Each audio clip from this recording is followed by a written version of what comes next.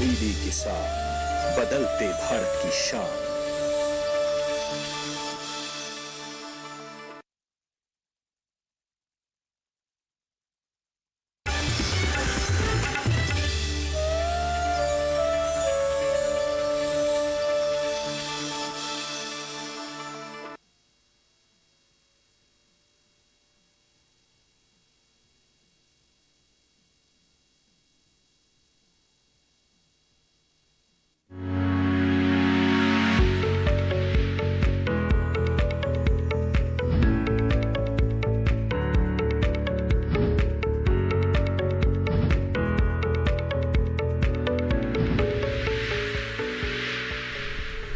नमस्कार, आप देख रहे हैं दूरदर्शन किसान। शाम के 6 बज चुके हैं और लेकर हाजिर हैं हम कार्यक्रम हेलो किसान, जो कि एक फोन इन कार्यक्रम है। यानी कि इस कार्यक्रम में हम स्टूडियो में मौजूद हमारे विशेषज्ञ मेहमान से तो चर्चा करते ही हैं, साथ ही आप भी इस कार्यक्रम में फोन लाइन के जरिए हमारे साथ जुड़ सकते हैं। हम इस कार्यक्रम में कृषि क्षेत्र से जुड़ी हुई अलग अलग बातों के बारे में चर्चा करते हैं, अलग अलग विषय आपके लिए लेकर आते हैं। तो आज जिन विषयों के बारे में हम चर्चा करने जा रहे हैं उसके बारे में सबसे पहले आपको बता दें, ताकि उस विषय पर आप भी अपने सवाल पूछ सकें। आज का विषय है पपीते की खेती की देखभाल और इसके साथ ही सिंघाड़े की फसल प्रबंधन। तो इस विषय पर हम विस्तार से चर्चा करेंगे हमारे विशेषज्ञ मेहमानों से। साथ ही आप भी अपने सवाल पूछ सकते हैं, इसलिए नोट कर लें हमारे टोल फ्री नंबर्स जिस पर आपको कॉल करना है 1800-113060 और 1800-113061। ये टोल फ्री नंबर है, यानी कि मुफ्त में कॉल कर सकते हैं। तो अगर आप पपीते की खेती की देखभाल के बारे में जानना चाहते हैं या सिंघाड़े की फसल की देखभाल के बारे में जानना चाहते हैं तो इस कार्यक्रम के दौरान कॉल करें। हमारे सवालों के जवाब के लिए खास मेहमान मौजूद है, इनका परिचय करा दे। हमारे साथ यहाँ पर है डॉक्टर जयप्रकाश, जो कि प्रधान वैज्ञानिक है फल एवं उद्यानिकी विभाग IARI पूसा, नई दिल्ली में। डॉक्टर जयप्रकाश, आपका बहुत बहुत स्वागत है। Thank you. और इसके अलावा हमारे साथ अगले मेहमान जुड़ गए हैं डॉक्टर सत्य प्रकाश, जो कि प्रोफेसर एवं अध्यक्ष है उद्यान विज्ञान, सरदार वल्लभ भाई पटेल कृषि एवं प्रौद्योगिकी विश्वविद्यालय मेरठ में। डॉक्टर सत्य प्रकाश, आपका भी बहुत बहुत स्वागत है इस कार्यक्रम में।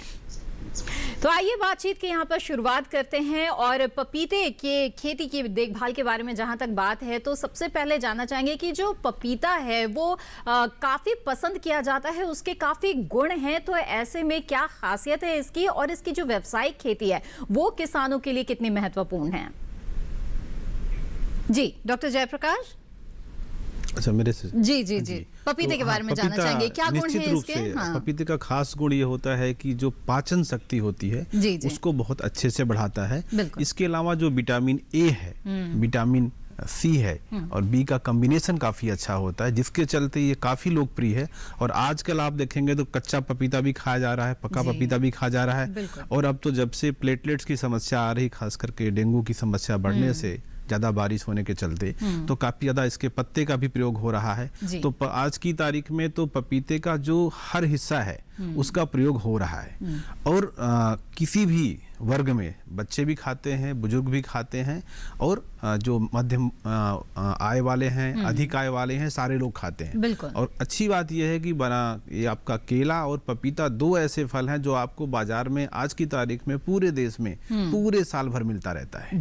और चाहे तो आप अपने किचन गार्डन में भी एक दो पौधे लगा के आप इसका आनंद ले सकते हैं। बिल्कुल, तो बहुत ही गुणकारी है पपीता। ऐसे में आयु वर्ग कोई भी हो, बच्चे से लेकर बुजुर्ग तक सभी जो है वो पपीता खाते हैं, उनके लिए काफी फायदेमंद भी होता है। तो ऐसे में इसकी मांग साल भर चुकी रहती है, तो इसकी व्यावसायिक खेती भी बहुत ही महत्वपूर्ण है किसानों के लिए। तो किन बातों का ध्यान रखना चाहिए खेती के दौरान, इसके बारे में विस्तार से चर्चा करेंगे। आइए उससे पहले नजर डाल लेते हैं एक रिपोर्ट पर।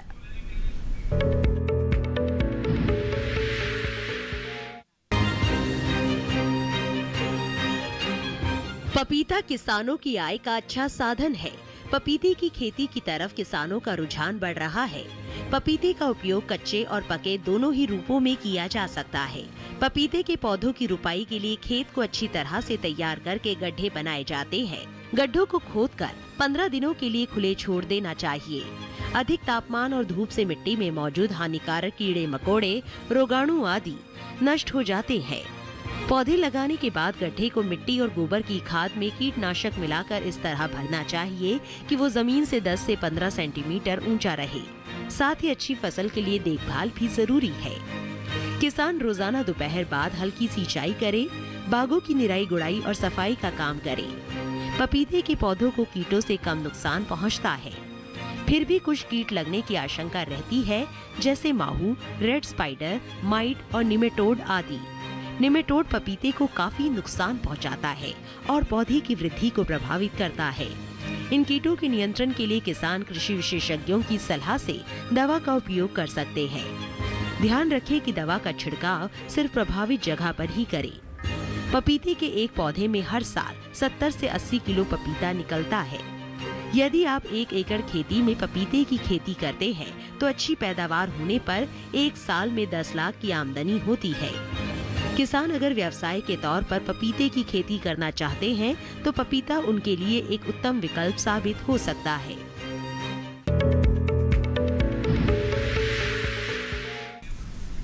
जी हाँ, तो पपीते की खेती से जुड़ी एक छोटी सी रिपोर्ट आपने देखी। बातचीत को यहाँ पर आगे बढ़ाते हैं और आइए सिंघाड़े के फसल प्रबंधन के बारे में भी जानकारी ले लें। डॉक्टर सत्यप्रकाश, आपसे जानना चाहेंगे कि जो सिंघाड़े की खेती है देश में किस पैमाने पर किया जा रहा है, किस किस क्षेत्र में किसान इसे ज्यादा अपना रहे हैं और इसमें इस समय खासतौर पर फसल प्रबंधन का क्या महत्व है? बहुत अच्छा प्रश्न किया। जो सिंघाड़े की खेती है उत्तर प्रदेश, बिहार, राजस्थान, मध्य प्रदेश, उड़ीसा आदि राज्यों में की जा रही है। और सिंघाड़े की खेती, जैसे अभी बात हो रही थी पपीता की, सिंघाड़े की खेती में प्रोटीन, कार्बोहाइड्रेट के अलावा मैग्नीज एवं आयोडीन पर्याप्त मात्रा मिलती है, जिसके कारण ये शरीर में घेंगा रोग, जीवाणु एवं विषाणु रोग के लिए से बचाव करता है। चेचक के रोग के बचाव के लिए सिंघाड़ा बहुत फायदेमंद होता है। इसके अलावा इसमें विटामिन तथा अन्य पोषक तत्व पाए जाने के कारण कैंसर है, रक्त विकार, कुष्ठ रोग है, रक्त संबंधी बीमारियों से भी ये बचाव करता है। दूसरी बात जो आपने प्रश्न पूछा कि इस समय सिंघाड़े की खेती, वैसे सामान्यतः सिंघाड़े की जो रोपड़ी का काम अप्रैल, फरवरी और मार्च में बुआई करके जून और जुलाई में इसकी मुख्य तालाब में रोपणी कर देते हैं। तो इस समय जो सिंघाड़े की फसल में जो अगेती प्रजातियां हैं उसमें सितंबर में फूल आके इस समय पहली तोड़ाई होकर बाजार में उपलब्ध है।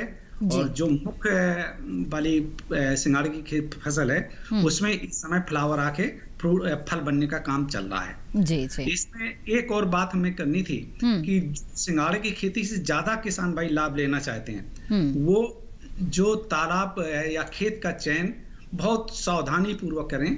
कभी क्या करते हैं कि तालाब में सिंघाड़ा की खेती करते हैं तो उसमें कहीं पे 3 फीट पानी होता है, कहीं पे 1-1.5 फीट पानी होता है। जब कमी हो जाती है तो 1.5 फीट वाली जगह पे पानी नहीं रहता, जिससे कि उत्पादक तो वहाँ फसल खराब हो जाती है और पैदावार घट जाती है। तो ऐसे में कौन कौन से सावधानियां बरतनी चाहिए जिससे कि उत्पादन अच्छा मिल सके, इसके बारे में हम जानेंगे आपसे आगे, लेकिन फिलहाल नजर डाल लेते हैं एक रिपोर्ट पर।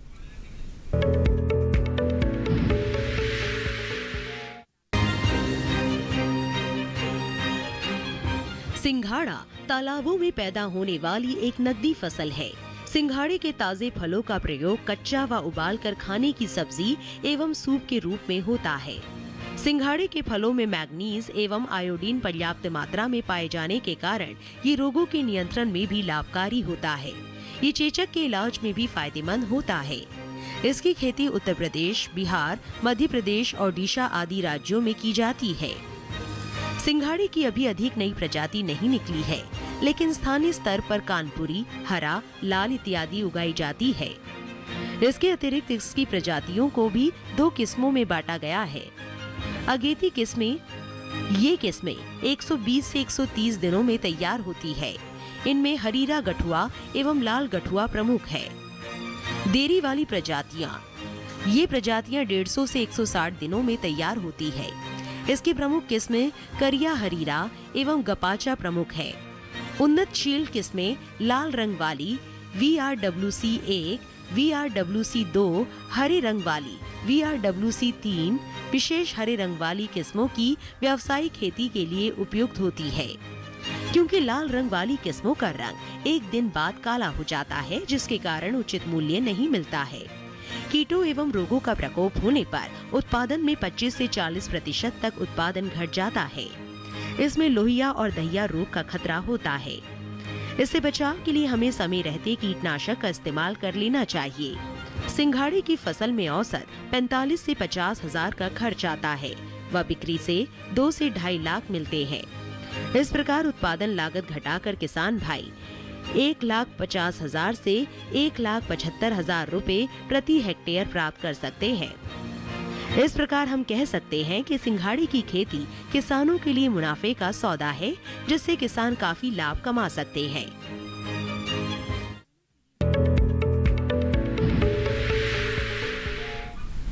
तो देखा आपने किस तरह से सिंघाड़े की खेती से किसान लाभ कमा सकते हैं, लेकिन ऐसे में सिंघाड़े की खेती के दौरान किन किन बातों का ध्यान रखना चाहिए, इसके बारे में इस कार्यक्रम में हम विस्तार से चर्चा करेंगे। इस वक्त हमारे साथ एक कॉलर जुड़ गए हैं, आइए पहले उनका सवाल ले लेते हैं। देवी सिंह पटेल जी इस वक्त उज्जैन मध्य प्रदेश से हमारे साथ जुड़े हुए हैं। जी देवी सिंह जी, स्वागत है आपका, पूछिए अपना सवाल। हाँ जी सर, नमस्कार मैम। जी नमस्कार जी, अपना सवाल पूछ सकते हैं आप। हाँ पूछ सकते हैं मैम। हाँ, पपीते के पौधे हैं सर। जी, पपीते के 20 पौधे लगाए मैंने। ठीक है। हाँ, उनमें पीलापन आ रहा मैम, और कुछ फल आए और फल में फूल आ रहे, फूल गिरने की संभावना है। आपने रोपाई कब करी थी? देवी सिंह पटेल उज्जैन।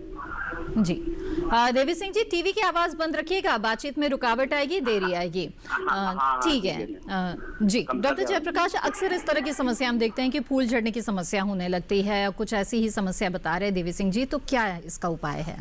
दो पक्ष होता है कि अगर इन्होंने जैसे उभयलिंगी किस्में लगाई हैं जिसमें मादा और उभयलिंगी दोनों पौधा होता है, तो परागण की समस्या आती है, उसके चलते भी फूल निषेचित नहीं हो पाता, जिससे फल कम लगते हैं तो वो फूल गिर जाता है। तो हम कहते हैं कि फल नहीं लगा या लगा भी थोड़ा सा अंडाशय का आकार का बनता है पपीता, वो गिर जाता है। दूसरा कारण ये हो सकता है कि इनकी द्विलिंगी किस्म हो और उस किस्म में नर ना हो। अच्छा। और अगर नर नहीं होगा तो भी परागण और निषेचन की प्रक्रिया पूरी नहीं होगी तो फल गिरेगा।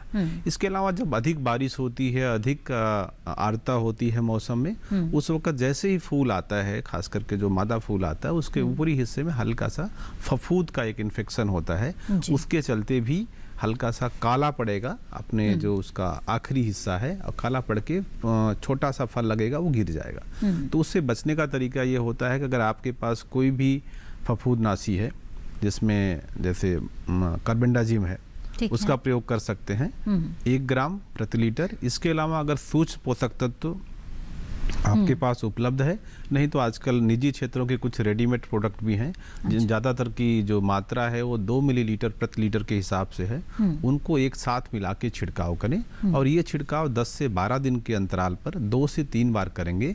तो अगर इस कारण से समस्या होगी तो खत्म हो जाएगी और नए फूल फल लगने लगेंगे। बिल्कुल। तो देवी सिंह जी, मुझे उम्मीद है आपके सवाल का जवाब आपको मिल गया होगा। आगे बढ़ते हैं, अगले कॉलर इस वक्त हमारे साथ जुड़े हुए हैं अनिल कुमार जी, आइए उनसे बात करते हैं।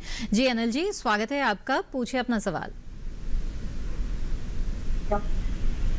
हेलो अनिल जी, मेरी आवाज मिल रही है आपको? जी बिल्कुल मैम, नमस्कार। जी अपना सवाल पूछिए। जी मैम, मेरा सवाल ये कि हम पपीते की पहली बार खेती करना चाह रहे हैं, पपीते का सबसे बेस्ट बीज कौन सा रहता है और इसको लगाने का तरीका क्या है हमें? जी ठीक है, क्या किस्म के बारे में भी जानना चाहते हैं? जी बिल्कुल मैम, सबसे अच्छी खेती कौन सी होगी पपीते की, और इसकी दूरी कितनी रहती है पौधे से पौधे की, इस प्रकार से इसको लगाया जाता है, कितने टाइम में मैम ये पक्के तैयार हो जाती है? जी जी जी बिल्कुल, आइए जानते हैं। जी ये भी सवाल पपीते पर ही है। जी पपीते पर ही है। चंपावत चूंकि उत्तराखंड का एरिया है, तो आप थोड़ा ध्यान रखिएगा कि जिस क्षेत्र में आप लगाना चाहते हैं वहाँ पर पाले की समस्या ज़्यादा गंभीर तो नहीं है, क्योंकि इन सारे क्षेत्रों में हम ये सलाह देते हैं कि आप फरवरी मार्च के महीने में रोपाई करें, और वहाँ आपको अक्टूबर से लेकर नवंबर तक के महीने में ना तो बहुत अधिक गर्मी पड़ती है ना ठंड पड़ती है, तो ये महीना आपके लिए अनुकूल रहेगा।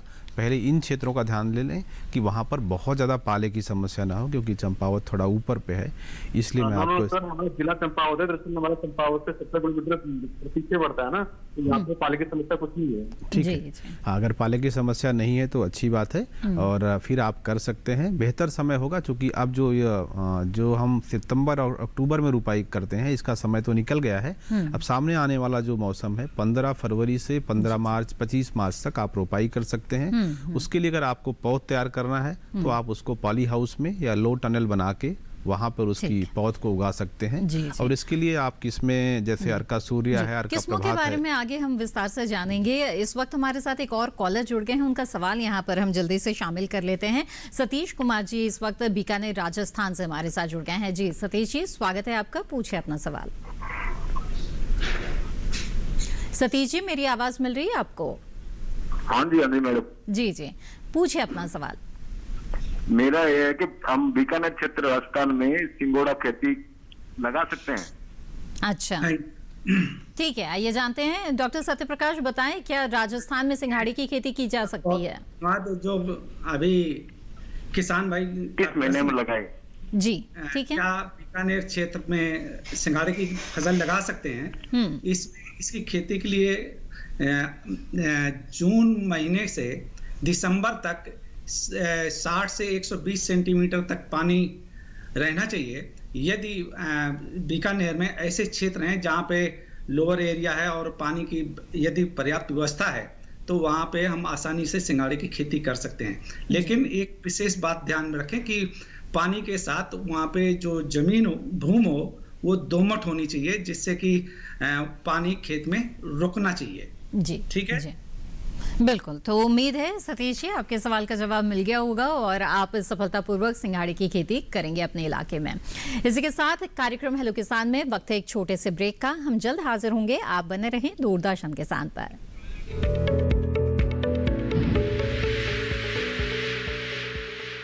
अरे भाई, सुना नहीं क्या?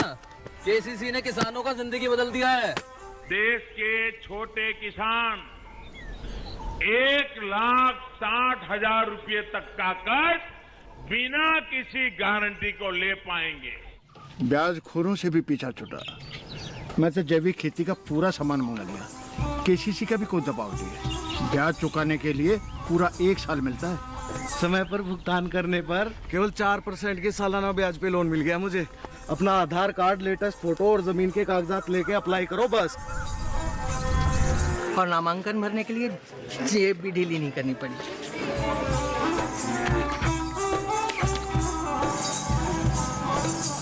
चाचा, उधार चुकाने के 24 घंटे के बाद उतने ही पैसे वापस निकाल सकते हैं। केसीसी ने किसानों की जिंदगी वाकई बदल दी है। तो आप भी किसान क्रेडिट कार्ड अपनाएं और सहजता से ऋण पाएं।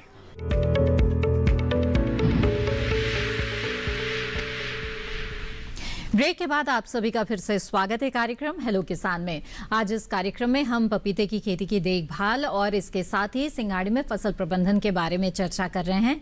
अगर इन विषयों के बारे में आप और ज्यादा जानकारी हासिल करना चाहते हैं तो आप हमारे टोल फ्री नंबर पे कॉल कर सकते हैं। इस वक्त हमारे साथ एक कॉलर जुड़ी हुई है उत्तर प्रदेश से, सीमा। आइए उनसे बात करते हैं। जी सीमा जी, स्वागत है आपका, पूछे अपना सवाल। जी नमस्कार सर। जी नमस्कार। जी हमने 20 पौधे बोए थे पपीते के। अच्छा जी, उनमें से मतलब सब साल भर हो गए उन्हें मतलब पौधों को। ठीक है। तब उन पर जैसे पपीते आने शुरू हुए तो पपीते के पेड़ सूख गया हमारे पता नहीं। अच्छा ठीक है, क्या कारण है मैडम? आइए जानते हैं। जी आपने कोई प्रजाति खरीदी थी या अपने आसपास जो पौधा था वही लगा दिया था?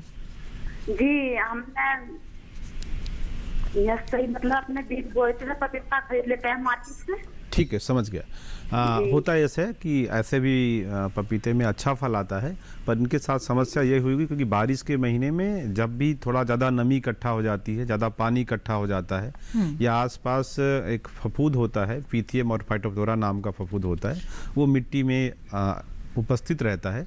जब भी नमी अधिक होगी, थोड़ा सा तापक्रम बढ़ेगा तो वो फफूंद की गतिविधि जो है जड़ क्षेत्र में जो पपीता का है वहाँ बढ़ जाती है, जिसके चलते वो अंदर अंदर उसकी जड़ों को, तने को नीचे से सड़ा देता है। बाद में आपका पौधा सूख जाता है और जो इन्फेक्शन है वो जड़ में होता है और पता आपको तब चलेगा जब आपका पौधा हल्का हल्का पीला होना शुरू हो जाएगा। अगर हम 1 हफ्ते उसका कोई इलाज नहीं कर पाए तो फिर पौधा सूख जाता है। अगर आगे से ऐसी समस्या आए तो पहली कोशिश करें कि पौधा वहाँ लगाएं जहाँ पानी ना रुके बारिश के मौसम में।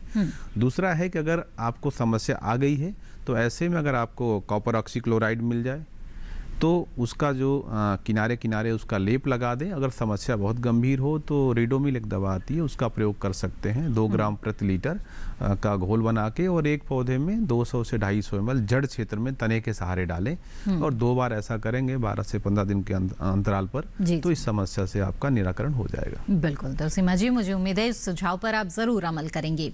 इस वक्त हमारे साथ एक कॉलर जुड़ गए हैं, आइए उनसे बात करते हैं। धनेंद्र जी इस वक्त हमारे साथ जुड़ रहे हैं छत्तीसगढ़ से। धनेंद्र जी, स्वागत है आपका, पूछे अपना सवाल। ये छत्तीसगढ़ में कोरबा जिले में हूँ मैडम, मैं यहाँ सिंघाड़ा की कौन सी प्रजाति लगाएं जी, और या इसका बीज कहाँ मिलेगा और 1 एकड़ में कितना बीज लगेगा? बिल्कुल, आइए जानते हैं जी। डॉक्टर सत्यप्रकाश बताएं। आपने बहुत अच्छा प्रश्न पूछा कि सिंघाड़े की खेती के लिए हम, एक तो प्रश्न है आपका कि कौन सी प्रजाति का चयन करें। सम्मानित किसान भाई, एक तो ये देख लें कि आपकी वहाँ पे मार्केट की डिमांड कैसी है। यदि आपके पास एरिया छोटा है और उसी दिन बिक सकता है तो आप ज़्यादा BRWC1 और BRWC2 का चयन करें, क्योंकि ये लाल है, लाल रंग की वजह से पैसा ज़्यादा अच्छा मिलता है और उसी दिन बिक जाए। लेकिन यदि आप बड़े क्षेत्र में करने जा रहे हैं तो अभी जैसे बात आई थी कि BRWC3 जो हरे रंग का होता है, जब आप कमर्शियल बड़े पैमाने पर करना चाह रहे हैं तो आप BRWC3 का चयन करें, क्योंकि उससे आप 2-3 दिन तक बाजार में बिक्री के लिए भेज सकते हैं। एक प्रश्न ये था कि आपको बीज कहाँ से मिलेगा। आप बीज के लिए जो आपके जनपद में उद्यान विभाग है वहाँ से संपर्क कर सकते हैं। दूसरा उपाय ये कि जो आसपास के क्षेत्र में किसान भाई जो सिंघाड़े की खेती कर रहे हैं उनसे जो दूसरी फलत, मतलब पिछले वर्ष में जो जैसे फलत एक बार आए उसको छोड़ के दूसरी फलत से निरोगी और स्वस्थ और पके हुए फल प्राप्त कर लें, और उनसे हम यदि नर्सरी तैयार करके खेती करें तो आपको ज़्यादा लाभ होगा। बिल्कुल, तो मुझे उम्मीद है कि आपको जवाब मिल गया होगा धनेंद्र जी। डॉक्टर सत्यप्रकाश, जानना चाहेंगे आपसे कि सिंघाड़े की खेती जो किसान करना चाहते हैं, तो जैसे कि आपने कार्यक्रम की शुरुआत में ही हमने बताया कि तालाब कैसा हो, इसका ध्यान रखना बेहद जरूरी है। तो मैं चाहूंगी कि आप सुझाव दें कि किस तरह से किन किन बातों का ध्यान रखना चाहिए तालाब के चुनाव के लिए। ये बहुत अच्छा प्रश्न है, क्योंकि जो सिंघाड़े की खेती, जैसे अभी बात हो रही थी कि सिंघाड़ा एक जलीय फसल है, मतलब जलीय पानी में होने वाली फसल।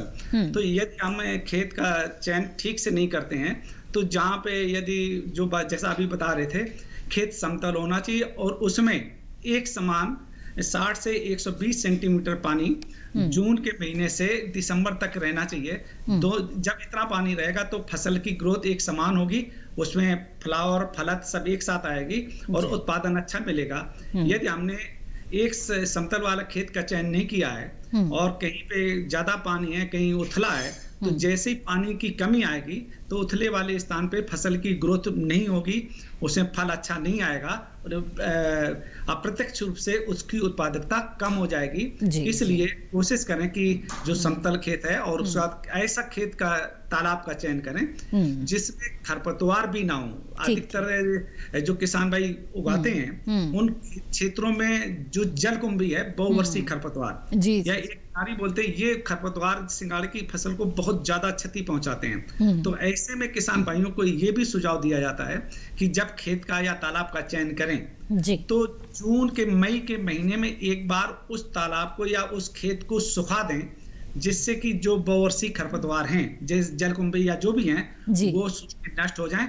उसके बाद जून में जैसे बरसात हो, पानी भर के फिर खेत की तैयारी करके फसल का रोपण करें। बिल्कुल, बहुत ही अच्छी जानकारी आपने दी है। यहाँ पर हम बातचीत को आगे बढ़ाएंगे और हमारे कुछ दर्शक हैं जो कि कॉल सेंटर के जरिए भी हमें अपना सवाल जो है वो पहुंचाते हैं। ऐसा ही एक सवाल यहाँ पर हम शामिल कर लेते हैं। डॉक्टर जयप्रकाश, एक सवाल आया है सत्या कुमार जी का पश्चिम बंगाल से, और उन्होंने पूछा ये है कि पपीते का पौधा लगाने में पौधा नर है या मादा, ये कैसे पहचान करें? हाँ, सामान्य रूप से तो आप पहचान नहीं सकते हैं। एक तरीका ये होता है, सामान्य जन के लिए है वो, कि अगर जब आप उसकी पौध तैयार करते हैं जिसमें बढ़वार तेज होती है वो नर होता है, जिसमें बढ़वार थोड़ा धीरे होती है वो मादा होता है। लेकिन इसका जो एक्चुअल रिजल्ट आपको मिलेगा, परिणाम मिलेगा, वो 70 से 80% ही सही होता है। ये आखिरी नहीं है। अदरवाइज आजकल बाजार में या कई लेबोरेटरी हैं जो नर मादा का अलग से टेस्ट कर रही हैं, जो मॉलिक्यूलर मार्कर्स है उसके जरिए कर सकते हैं। इससे बेहतर एक तरीका और हो सकता है कि आप उभयलिंगी किस्मों को लगाइए, जैसे हमने अर्का प्रभात है, अर्का सूर्या है, कुछ निजी क्षेत्रों की भी किस्में हैं जो उभयलिंगी हैं और वो लोकप्रिय भी हैं, उनका प्रयोग कर सकते हैं। उसमें मादा और उभयलिंगी आते, नर नहीं आते। जी जी बिल्कुल। तो आइए अब बातचीत को आगे बढ़ाते हुए डॉक्टर सत्य प्रकाश, मैं आपसे जानना चाहूंगी कि जब तालाब का चुनाव अच्छे से कर लिया है किसान ने, तो उसके बाद फिर बात आती है कि कौन सी प्रजाति को चुने, कहां से बीज ले। हालांकि इसका जवाब आपने हमारे कॉलर को दिया है, लेकिन इसके साथ ही किस समय जो है बीज डाले ये भी महत्वपूर्ण है, तो इसके बारे में भी हमें बताएं। क्या इसमें भी बीज शोधन की आवश्यकता होती है? जी जी, ये बहुत अच्छा प्रश्न है कि जो सिंघाड़े की फसल है इसमें हमें मुख्य खेत में या मुख्य तालाब में रुपाई से पहले तैयार करने की आवश्यकता होती है। तो जो सिंघाड़े का बीज है, जो हमने बताया कि उद्यान विभाग से या पिछले वर्ष की फसल से निरोगी स्वास्थ्य एवं पके हुए फल लेके हम इनको जनवरी के महीने से मार्च तक भंडारित रखते हैं। फरवरी और मार्च में इनको एक गड्ढे में दबा देते हैं, जिससे कि उनसे अंकुरण चालू हो जाता है।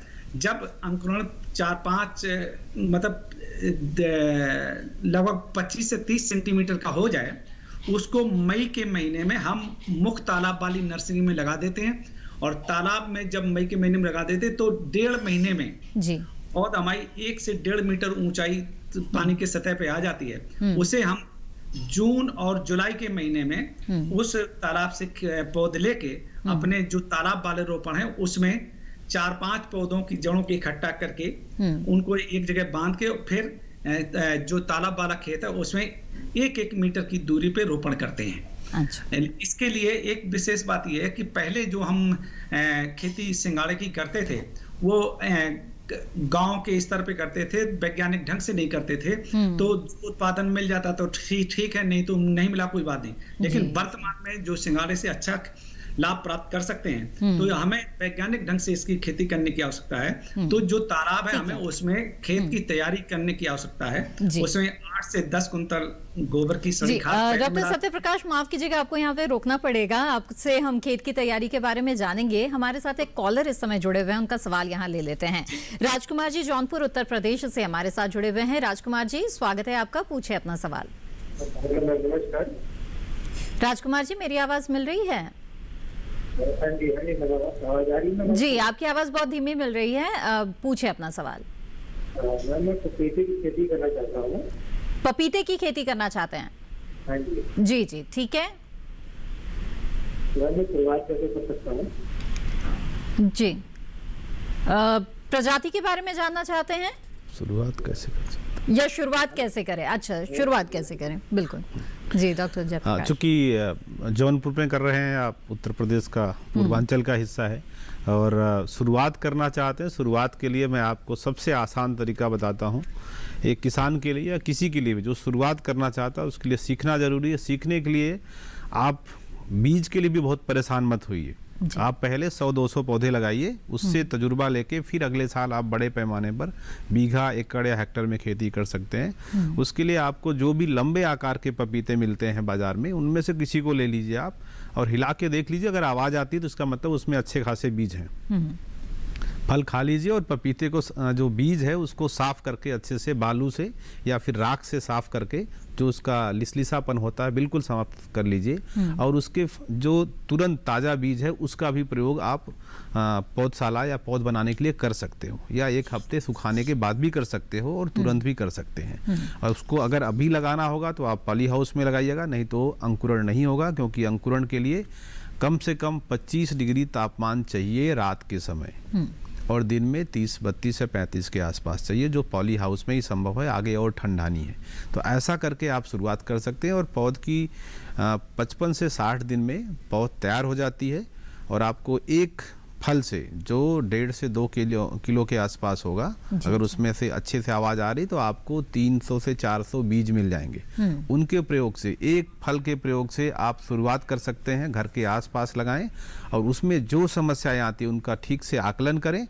उसके बाद आप अगले साल से जो वैज्ञानिक तरीके की खेती है अच्छी किस्म का चुनाव करें, चाहे वो पूसा नन्हा हो या अर्का सूर्या हो, प्रभात हो या कोयम्बटूर 8 हो, या किसी निजी क्षेत्र की किस्म का चुनाव करें और फिर उसको 1.5 मीटर कम से 2 मीटर की दूरी पर रोपाई करके अच्छे से तैयार करें। और फरवरी मार्च का महीना सबसे अच्छा होता है रोपाई के लिए, खास करके पूर्वांचल में या उत्तर भारत में। जी, तो राजकुमार जी, बहुत ही विस्तार से आपको आपके सवाल का जवाब मिल गया है और हम उम्मीद करते हैं कि आप सफलतापूर्वक पपीते की खेती कर पाएंगे।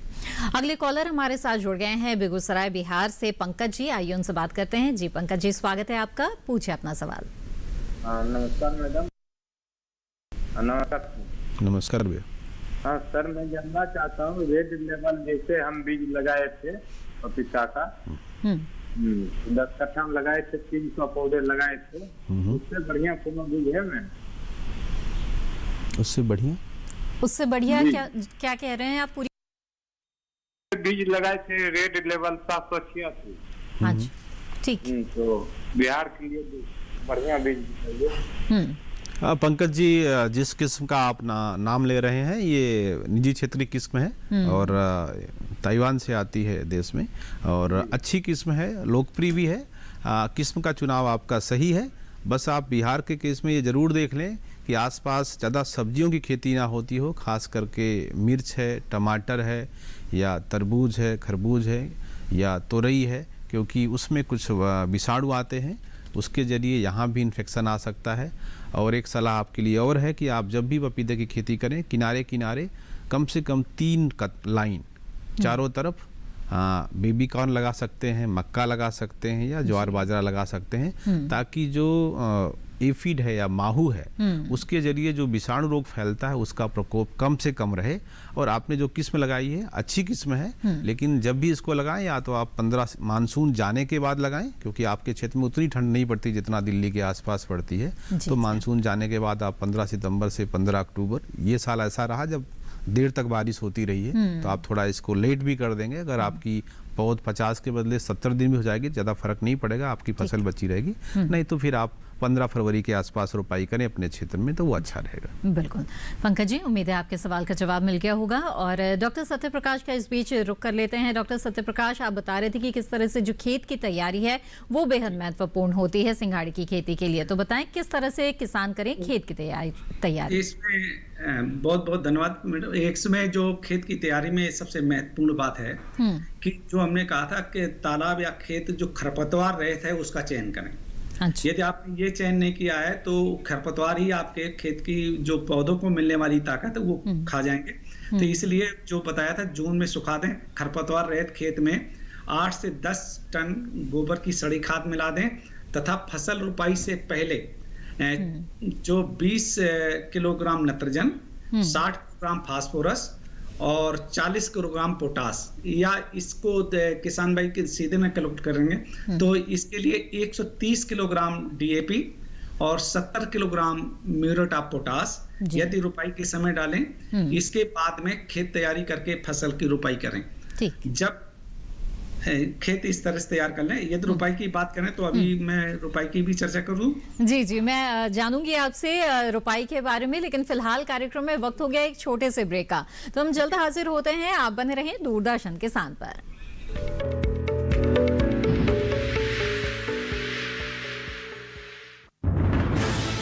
कोरोना वायरस के खतरे से बचते हुए फसल की कटाई, बिक्री, खरीद, नई फसल की जुताई और बुआई सुरक्षित हो सकती है अगर हम लगातार हाथों को साबुन और साफ पानी से नियमित अंतराल पर धोते रहें। नाक, मुंह को मास्क, गमछे या कपड़े से ढक कर रखें। आंख, कान, नाक, मुंह न छुएं। आपस में 2 गज की दूरी बनाए रखें। मास्क और 2 गज की दूरी के मंत्र को अभी हमें छोड़ना नहीं है। फसलों की बुवाई एवं कटाई करते समय आपस में कम से कम 2 गज की दूरी बनाए रखें। फसल की कटाई करने के बाद छोटे छोटे ढेरों में इकट्ठा करें। कृषि के औजारों की समय समय पर सफाई करें। एक दूसरे के साथ औजारों की अदला बदली न करें। श्रमिकों के शौचालयों और हाथ धोने की जगह की ठीक से सफाई जरूरी है। बुआई, कटाई एवं मड़ाई के दौरान इस बात का ध्यान रखें कि इन स्थानों के आसपास कोई थूके नहीं। कंबाइन, हार्वेस्टर, थ्रेशर, जुताई और बुआई की मशीनों को इस्तेमाल से पहले साफ करें। मशीनों के इस्तेमाल से पहले और इस्तेमाल के बाद हाथ साबुन से साफ करें। वाहनों, बोरियों, थैलियों और पैकिंग के दूसरे सामान की साफ सफाई पर भी खास ध्यान दें। खरीद केंद्र पर आने से पहले किसानों एवं श्रमिकों की जांच। खरीद केंद्रों पर भीड़ न लगाएं एवं किसानों को बारी बारी से बुलाएं। गोदामों पर खरीदी हुई फसल को लेने में शीघ्रता करें ताकि किसानों एवं श्रमिकों को रुकना ना पड़े। कोरोना के खतरे से बचाव और अधिक जानकारी के लिए आरोग्य सेतु ऐप डाउनलोड करें। देश में खाद्य सुरक्षा के ये सिपाही भोजन की निरंतर उपलब्धता को सुनिश्चित करते हैं। किसान स्वस्थ रहें तभी हम कोरोना वायरस से जीत पाएंगे, आगे बढ़ पाएंगे। किसान सबल, देश प्रबल।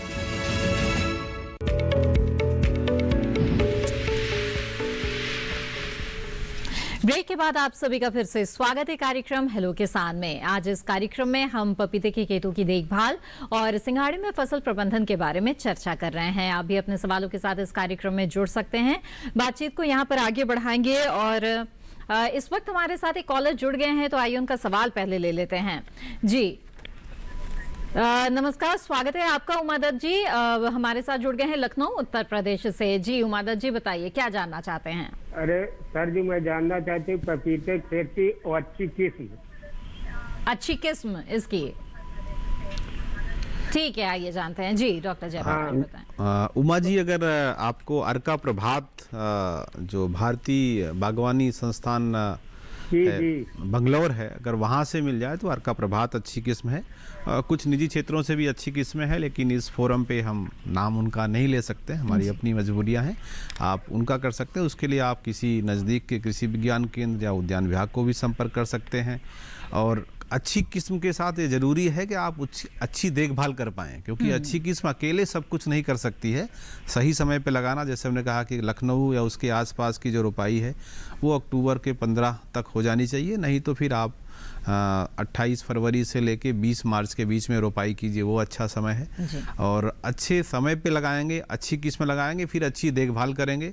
और ख़ास करके इस बात का ध्यान रखना बहुत ज़रूरी है, ख़ास करके इस साल के मौसम को देखते हुए, कि ऐसा किसी खेत का चुनाव ना करें जहां पर जोरदार बारिश होने से 8 घंटे 10 घंटे पानी रुकने की संभावना हो। तो इसका विशेष ध्यान रखिएगा, तभी आपको अच्छी उपज मिलेगी और अच्छा मुनाफा मिल पाएगा। यानी कि खेत में जल जमाव नहीं होने देना चाहिए, जल निकासी का इंतजाम भरपूर वहाँ पर होना चाहिए। डॉक्टर जयप्रकाश, आपसे जानना चाहूंगी कि कई बार हमारे किसानों के सामने ये समस्या आती है कि वो फूल तो आते हैं पौधों में, लेकिन वो फल नहीं बन पाते हैं या फल बहुत छोटे रह जाते हैं, पूर्ण विकास नहीं हो पाता है। तो क्या वजह होती है इसकी और किस तरह से इससे निपटा जाए? हाँ, ये खास करके सितंबर के महीने में अक्सर ये समस्या आती है। उसका एक कारण तो हम कार्यक्रम के शुरुआत में हमने चर्चा कर ली थी कि परागण या निषेचन की प्रक्रिया पूरी नहीं होती है, लेकिन कई बार देखा गया कि फल बड़े भी नहीं हो रहे। इसके लिए आवश्यक ये है कि पपीते का जो पौधा है उसमें कम से कम 24 से 26 पत्ते हर वक्त होने चाहिए, तभी अच्छे से बढ़वार हो पाएगी और अच्छे से पोषण मिल पाएगा नए फलों को, तभी वृद्धि विकास होगा। कई बार ऐसा देखा गया है कि सूक्ष्म पोषक तत्वों की कमी है या पोटास जो होता है मिट्टी में उसकी कमी है। इसके लिए आवश्यक है कि जब हम पौध की रोपाई करते हैं, जब गड्ढा बनाते हैं, हालांकि आजकल ज़्यादातर लोगों के पास सॉइल हेल्थ कार्ड है, जिसका उपयोग भी वो अच्छे से कर सकते हैं, ताकि आप जो संतुलित मात्रा है उर्वरकों की उसका प्रयोग करें। इसके अलावा जो कंपोस्ट है वो कम से कम 10 से 15 किलो कंपोस्ट हर गड्ढे में प्रयोग करें जब आप पपीते की रुपाई करें, क्योंकि इसके 2 तरीके के फायदे हैं। एक तो जड़ों का बढ़वार अच्छी होती है, आपको आगे चल के रोगों की समस्या भी कम आती है। उसके बाद आप उर्वरकों पे आएँ जब एक बार पौधा चल जाए। उसके लिए हमने अन्य कार्यक्रम में भी चर्चा किया है कि आपकी 90 ग्राम यूरिया, 110 ग्राम सिंगल सुपर फास्फेट और 100 ग्राम पोटास, इसकी मात्रा को आपको 4 बार डालना है, पहले 2 बार, तीनों डालना है, आगे चल के सिर्फ आपको यूरिया और पोटास की मात्रा का प्रयोग करना है। और जब एक बार फूल आना शुरू हो जाए तो सूक्ष्म पोषक तत्वों का जो छिड़काव है वो हर 15 से 20 दिन के अंतराल पर आप करते रहें, तभी आपके फल भी अच्छे से लगेंगे और उनकी बढ़वार भी होती रहेगी। बिल्कुल, तो इन बातों का ध्यान रखना बेहद जरूरी है अगर आप पपीते की अच्छी पैदावार चाहते हैं। आइए रुक करते हैं डॉक्टर सत्य प्रकाश का और सिंघाड़े की खेती के बारे में भी कुछ और जानकारी लेते हैं। डॉक्टर सत्य प्रकाश, अब बताएं हमें कि आपने बताया किस तरह से खेत की तैयारी, पौध की तैयारी, ये तमाम चीजें महत्वपूर्ण है, लेकिन रोपण का जब समय आता है तो उस समय किसानों को किन बातों का ध्यान रखना चाहिए? ये बहुत अच्छा प्रश्न है जो अभी बात आई थी कि एक तो खेत की तैयारी हम अच्छे से कर लें, खरपतवार रहे तो उसमें खाद ये मिला लें, मिला दें खेत में, और जो रुपाई करें वो 1-1 मीटर की दूरी पे 4-5 पौधों की जड़ों की इकट्ठा बांध के फिर जमीन में लगा दें। और एक विशेष जो इसकी फसल में देख रेख की बात है कि खेत में खरपतवार बिल्कुल नहीं होनी चाहिए। जो बहुवर्षीय खरपतवार तो सुखाने पे चले जाएंगे, लेकिन जो एनुअल 1 वर्षीय खरपतवार यदि खेत में हो तो उनको समय समय पे बीच से निकालते रहें। दूसरी बात एक और ये है कि खेत में कभी कभी जैसा अभी प्रश्न आया था कि बरसात में पानी होता है, बरसात खत्म होने के बाद पानी घटने लगता है, तो उसको पानी हमेशा बराबर बनाए रखें। यदि पानी की कमी हो तो खेत में भरें। तीसरा ये कि उसमें जो फसल की देख रेख रखें कि उसमें कोई रोग कीट लग रहे हैं तो उसका ठीक है। डॉक्टर सत्य प्रकाश, जानेंगे आपसे कि किस तरह के रोग और कीट की आशंका हो सकती है और फसल को कैसे नुकसान पहुंच सकता है। इस वक्त हमारे साथ एक कॉलर जुड़ गए हैं, उनका सवाल यहां पर ले लेते हैं। महेश इस वक्त मुजफ्फरपुर बिहार से हमारे साथ जुड़ रहे हैं। जी महेश जी, स्वागत है आपका, पूछे अपना सवाल। जी, मैं पपीते की खेती के बारे में जानना चाहता हूँ। जी, तो समस्या है, पपीता जब भी लगाते हैं पौधशाला में बीज उगता है, पेड़ कुछ प्रोग्रेस करता है, लेकिन फल लगते, फूल लगते ऊपर से तो पीला होकर सब गिरना शुरू होता है और फिर ऊपर से ही सूखना शुरू हो जाता है, सूख जाता। ठीक है, अगर आप इनकी समस्या समझ पाए। बिहार में कुछ क्षेत्रों से पीछे ऐसी रिपोर्ट आई हुई है कि एक बैक्टीरियल रॉट होता है जो बैक्टीरिया से होता है, शायद उसकी समस्या है। लेकिन ऐसा जब रिंग स्पॉट वायरस जिसको कहते हैं, उसका नाम ही है कि रिंग, छोटा छोटा रिंग नुमा एक आकार बनता है पत्तियों पर, वो तने पर भी बनता है, फल पे भी बनता है, उसके चलते भी ऐसा होता है। अच्छा। ज़्यादा समस्या है कि ये रिंग स्पॉट वायरस की समस्या है, क्योंकि इसीलिए फल कम लग रहा है, और जो बैक्टीरियल रॉट है वो तो काफ़ी अच्छा फल लगने के बाद भी एकाएक आ जाता है। अच्छा। तो उसका तरीका हमने अभी पहले भी चर्चा की थी कि आप जहाँ तक हो सके अधिक से अधिक ऑर्गेनिक सप्लीमेंट जो होता है, कार्बनिक पदार्थ होता है, जैसे सड़ी गोबर की खाद हो 15 से 20 किलो का प्रयोग करें। इसके अलावा अगर आपको ह्यूमिक एसिड मिलता है तो उसका प्रयोग करें, नीम की खली मिलती है तो उसका प्रयोग करें, और एक चीज़ बहुत आवश्यक है वो है ट्राइकोडर्मा का प्रयोग। ट्राइकोडर्मा एक खुद ही फफूद है, लेकिन हमें ये नर्सरी में प्रयोग करना चाहिए। पौधशाला में जब हम बीज कोई बुआई करते हैं पौध बनाने के लिए, उसी समय उसके मिश्रण में मिला लें तो इसका फ़र्क ये होता है कि ये जड़ों की बढ़वार अच्छा कर देता है। दूसरा, जो पिथियम और फाइटोप्थोरा फफूद हैं इनको रोकता है। और कभी भी जल जहाँ रुके वहाँ पर चुनाव बिल्कुल ना करें, और जो सूक्ष्म पोषक तत्व का है उसका छिड़काव करते रहें। और बारिश के मौसम में खास करके जून से लेकर सितंबर के बीच में चाहे नीम पर आधारित जो पेस्टिसाइड है उनका प्रयोग करें, ज़्यादातर नीम आयल बेस्ड हैं, तो नीम आयल भी मिल जाए तो उसका भी 3 मिलीलीटर प्रति लीटर के हिसाब से प्रयोग कर सकते हैं। इसके अलावा 2 से 3 बार फफूदनाशी का प्रयोग करें, चाहे वो कार्बेंडाजिम का ही प्रयोग कर सकते हैं, ताकि इन सब समस्याओं से बचे रहें, और तभी आपका पत्ता अच्छा रहेगा। सबसे ज़रूरी यह है कि जो आपका पत्ता है, पेटियोल जिसको डंठल कहते हैं हम, वो अगर 65 से 80-85 सेंटीमीटर लंबा होता है तो वो सबसे बड़ा एक इंडिकेटर है कि आपका पौधा स्वस्थ है। अच्छा। वो जितना अच्छा होगा आपके फूल फल उतने अच्छे आएंगे, फल भी उसी हद में बड़ा होगा। जी। तो इन सब तरीकों को अपनाएं, और खास करके जो हमने पहले भी कहा था कि आप किनारे किनारे बेबी कॉर्न या मक्का 3 लाइन जरूर लगाएं, ताकि जो एफिड है, माहू है, ये किसी और विषाणु को फैला ना पाए। बिल्कुल। तो महेश जी, मुझे उम्मीद है आपके सवाल का जवाब मिल गया होगा और इन छोटी छोटी बातों पर आप अमल जरूर करेंगे। यहाँ पर आगे बढ़ते हैं और डॉक्टर सत्यप्रकाश, आपके लिए एक सवाल है जो कि हमारे कॉल सेंटर में किसी हमारे किसान साथी ने सवाल दर्ज कराया है और उनका सवाल है नंदिनी महतो जी का, दिल्ली से। कहती हैं कि क्या हम सिंघाड़ा अपनी छत पर लगा सकते हैं और अगर हाँ तो कैसे? ये जो अभी प्रश्न पूछा कि सिंघाड़ा छत पे लगा सकते हैं, छत पे तो जो प्लास्टिक के टब हैं या सीमेंट के टब हैं, इस तरह के टब बनवाएं कि उसमें जो पानी, जो बात अभी हुई थी कि अच्छे उत्पादन के लिए 60 सेंटीमीटर, कम से कम 60 सेंटीमीटर में 2 फीट पानी हमेशा रहे। यदि आप 60 सेंटीमीटर से 75 या 80 सेंटीमीटर पानी ऐसे टब में बनाए रख सकती हैं, तो निश्चित रूप से हम छत पे छोटे स्तर पे सिंघाड़ा उगा सकते हैं। यदि हम छत पे पानी से बचाव करें कि तो फिर मुश्किल होगा सिंघाड़े की खेती। जी जी जी, बिल्कुल। और आइए अब आगे बढ़ते हैं और डॉक्टर जयप्रकाश, मैं आपसे जानना चाहूंगी कि आपने बताया कि किस तरह से कई तरह की समस्याएं आ सकती है। अभी अगर तापमान के लिहाज से हम बात करें तो अब ठंड का समय आने लगा है और ऐसे में किस तरह से देखभाल की जरूरत पड़ जाती है, इसके बारे में आपसे जानेंगे। लेकिन फिलहाल हमारे साथ एक कॉलर जुड़ गए हैं, उनका सवाल यहाँ पर हम पहले ले लेते हैं। जी नमस्कार, स्वागत है आपका, कृपया अपना नाम बताएं। हेलो, इस वक्त विनोद कुमार जी उज्जैन से हमारे साथ जुड़ रहे हैं। विनोद जी, मेरी आवाज मिल रही है आपको? हाँ जी जी, अपना सवाल पूछिए। मैडम, हमारा सवाल है कि मतलब अगर ये पपीता की खेती की जाए तो इसमें 1 एकड़ में कितने पौध लगाएं और उसमें खाद?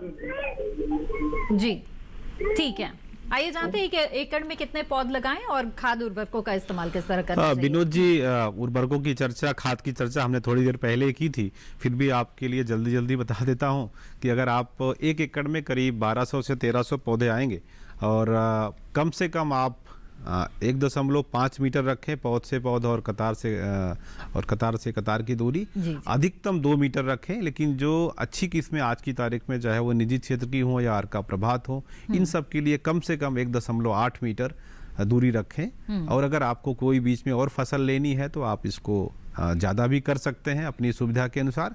एक चीज़ का ध्यान रखें कि रोपाई का जो आपके लिए उज्जैन क्षेत्र के लिए है वो समय लगभग बीत गया है, क्योंकि 15 सितंबर से 15 अक्टूबर का टाइम है। अच्छा। अब आगे रोपाई आप 15 फरवरी के बाद ही करें, लेकिन वो 25 मार्च से पहले कर लें, नहीं तो गर्मी बढ़ेगी तो पौधा लगाने के बाद काफ़ी ज़्यादा उसमें मोर्टिलिटी होती है या मर जाते हैं। और खाद हमने पहले चर्चा कर ली है, तो समय। विनोद जी, मुझे उम्मीद है आपके सवाल का जवाब मिल गया होगा और इस सुझाव पर आप अमल भी करेंगे।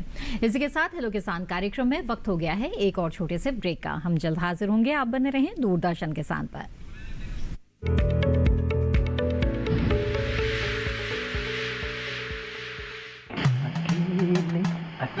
अरे वाह भैया, अकेले अकेले। अरे तू भी ले, पर खाएगा कैसे? मैं ऑर्गेनिक खेती की बात कर रहा रे बेटे। अकेले अकेले खेती कब तक करेगा? मतलब गांव में 20-25 किसानों का समूह बना के पंजीकरण करवा ले, फिर सरकारी ट्रेनिंग भी मिलेगी और मुफ्त जैविक बीज खाद भी। फिर पीजीएस ऑर्गेनिक की सरकारी मोहर के साथ तेरी उपज आकर्षक पैक में पहुंचेगी बड़े बाजार तक। अच्छा? हाँ। अरे भाई, कहाँ चल दिया? सबको साथ लाने, आमदनी बढ़ाने। तो किसान भाई समझ गए ना? साथ मिलकर ऑर्गेनिक खेती कीजिए, अपनी परंपरा को आगे बढ़ाइए, ज्यादा मुनाफा कमाइए। माटी से प्रेम की परंपरा है परंपरागत खेती।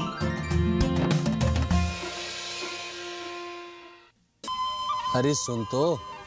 मुझे क्या सुनाना चाहते हो? जो सुनाओ मेरी सौतन को। किसको? अरे वही तुम्हारा मोबाइल फोन जिससे सुबह शाम दिन रात चिपके रहते थे और कहते थे किसान कॉल सेंटर से बातें हो रही हैं। अच्छा ये बात है। हाँ, क्यों, क्या हुआ? अब बात नहीं होती क्या? अब तो झट से बात हो जाती है। ऐसा क्या? हाँ, अब तो ज्यादा लाइनें और खास तकनीक के कारण खेती के माहिरों से तुरंत बात हो जाती है। और अगर कभी लाइन व्यस्त हो तो अपनी समस्या फोन पर रिकॉर्ड करा दो, वहाँ से फोन आ जाता है और समस्या की हल का मैसेज भी आ जाता है। ये देखो आ गया। अरे वाह, इसका मतलब इंतजार की घड़ी अब खत्म। हाँ। तभी मैं सोचूं कि आजकल मुझ पर इतना प्यार क्यों आ रहा है। कृषि संबंधी समस्याओं का अपनी भाषा में तुरंत हल पाने के लिए पूरे भारत में किसी भी फोन से हेल्पलाइन नंबर पर संपर्क करें। किसानों का दोस्त किसान कॉल सेंटर।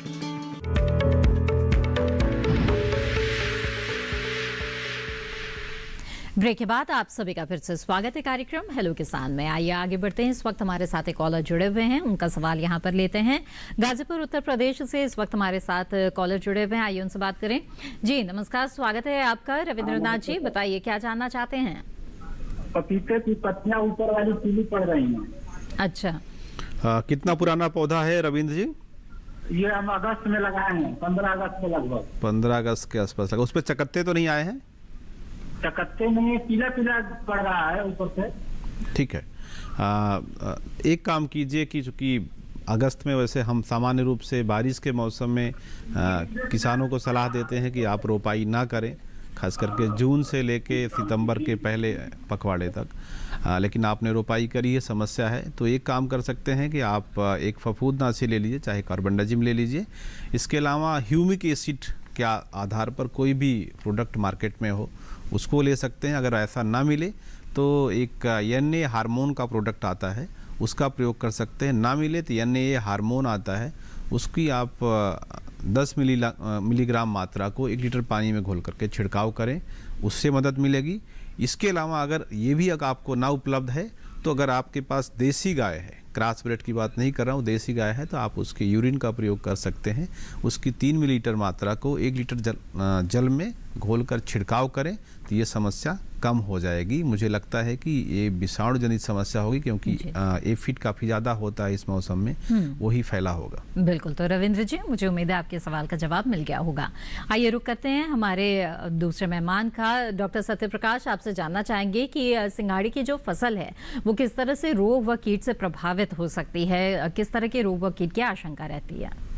धन्यवाद। इस सिंघाड़े की फसल में कीट जो रोग लगते हैं, रोग में एक लोहिया रोग और एक पाउडरी मिल्ड्यू लगती है। लोहिया रोग की पहचान ये है कि पत्तियों पे जंग जैसी आकार के संरचना बन जाती है। और दूसरा रोग बताए दहिया रोग, इसमें पत्तियों पे जो फसल होती है उस पे दही जैसा सफेद सफेद दिखाई देता है। यदि ऐसा लक्षण है तो हम तुरंत निदान करें। ऐसा नहीं करते हैं तो हमारे फसल में प्रकाश संश्लेषण भोजन बनाने की प्रक्रिया नहीं हो पाती है, जिससे कि फल कम बनते हैं या छोटे बनते हैं, जिससे फलस्वरूप उत्पादकता घट जाती है।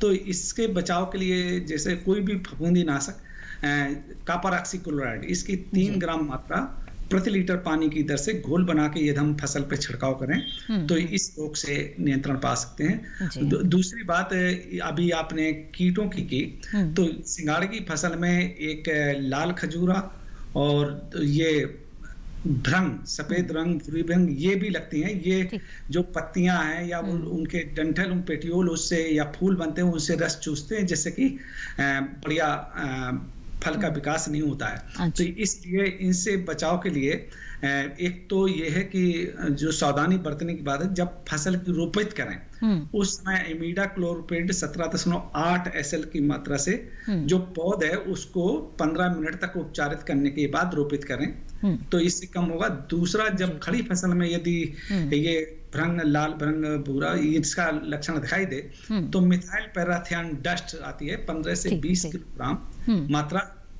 उस पे फसल के ऊपर बुरकाव करें। कुछ जगह राख का भी बुरकाव करते हैं, जिससे कि डॉक्टर सत्यप्रकाश, आपने बहुत ही अहम जानकारियां हमें दी है इस कार्यक्रम में और लगातार आप हमारे साथ जुड़े रहें, आपका बहुत बहुत धन्यवाद। थैंक यू जी। आइए आगे बढ़ते हैं और चलते चलते हमारे कॉल सेंटर का एक और सवाल यहाँ पर ले लेते हैं। डॉक्टर जयप्रकाश बहुत ही संक्षेप में इसका जवाब चाहेंगे।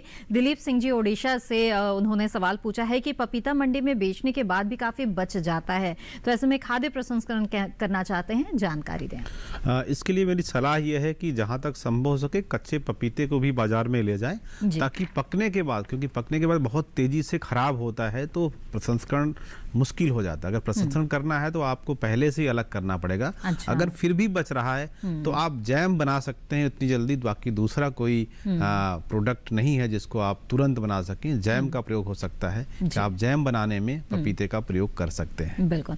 और चलते चलते ठंड से बचाव के लिए कोई खास सुझाव देते चलना चाहेंगे? हाँ, ठंड के लिए जरूरी है जिन किसानों की फसल ड्रिप सिंचाई पद्धति पे है वो ध्यान रखें कि 15 नवंबर के बाद एक बार, दिसंबर के खास करके पहले या दूसरे हफ्ते में एक बार अगर आपको फ्लड इरिगेशन करना पड़े, खुली सिंचाई करना पड़े तो कर दीजिए, क्योंकि अक्सर 15 से 25 दिसंबर के बीच में एक पाला पड़ता है।